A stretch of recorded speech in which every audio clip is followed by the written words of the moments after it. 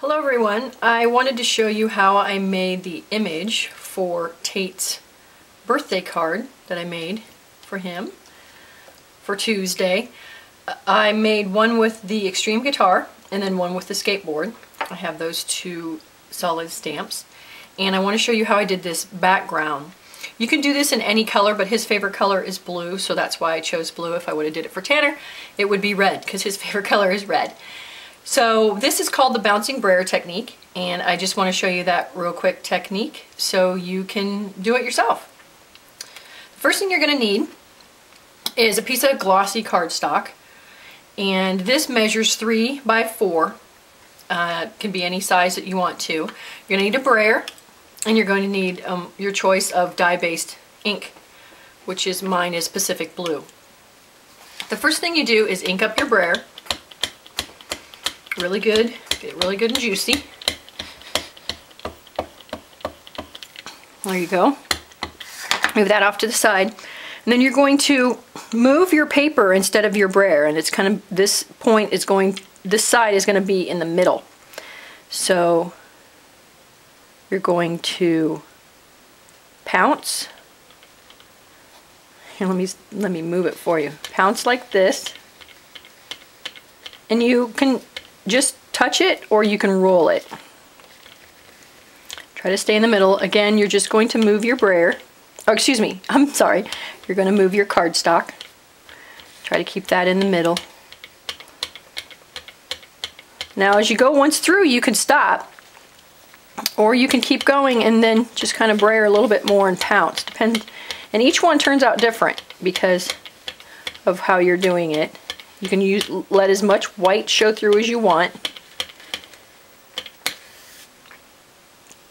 I'm going to turn mine back around here just a little bit more and start in the middle and pounce a little bit more on this side. I want mine a little bit bluer.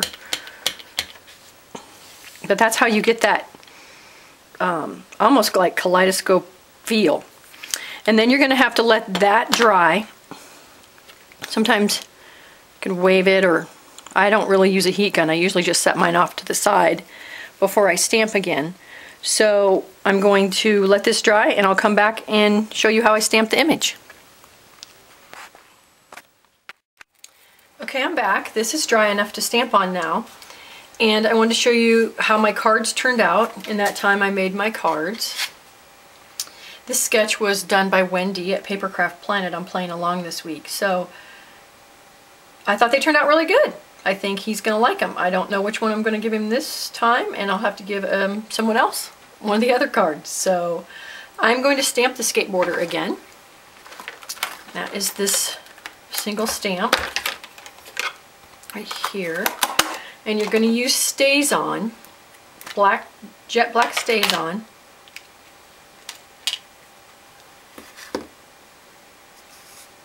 And also I used my Stamp-A-Ma-Jig. And I already, I did both of them on this one sheet, and I'm going to use this one again. So before I ink my skateboarder up, I'm going to put him where I want him. And how I stamp that, I guess I should show you that because I have people ask me all the time. Before I put my image on my paper, you want to line your sheet of your plastic sheet, and you can also use window sheets, up in the corner there, and then you're going to ink up, and I wouldn't stamp StazOn on my sheet, I just used the Pacific Blue. So you ink up your stamp and then you stamp this down in the corner, and that's how you get your image. And then you take this away. Let's get our paper back over here. Put your image where you want it. The Stamp-A-Ma-Jig is an awesome tool. And then line this up again in the corner here, and then hold on to that. When you take this away, you're going to have proper placement. I'm going to let go of my Stamp-A-Ma-Jig, ink my image up,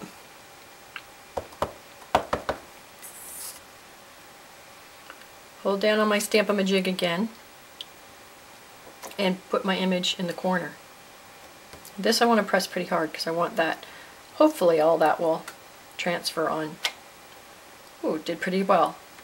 I have a couple little holes. Sometimes I have that, I guess, where the ink didn't actually go on the paper, but that's okay. once that dries, you can go over that with black marker and it looks perfectly fine. I've done that with other images that I've used with the StazOn and other solid images. Let me put my ink. Oh no, wait. I also used stars on the corners, and this is from the So Happy For You set, which is a free set you get in the celebration. And I just inked that up in the black StazOn also.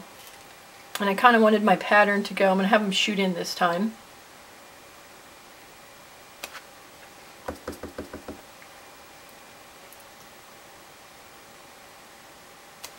Ooh, came off.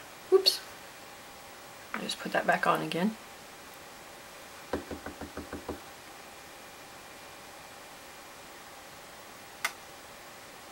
It's really slick when you go to stamp on the glossy cardstock, so just be aware of that when you're stamping. It wants to kick around when you're stamping. So, got that part done. Let me cover my ink back up. And then I just followed Wendy's sketch this week. I'd like to have that dry a little bit to show you how you can put that marker on there. And it blends right in. This is the basic black Stampin' Up! Marker with the two ends. I just get the brush end. You just fill those little spots that didn't quite transfer over. Sometimes it transfers all the way over and then sometimes it doesn't. But easy fix. So that's how I did it. That's how I did the Pouncing Brayer technique. You always stamp on your image with StazOn. Make sure now you're going to set this aside and let this dry before you continue your card. And again, these are the two images that I did, the two cards I did for Wendy's sketch this week. Hope you like it and have fun creating.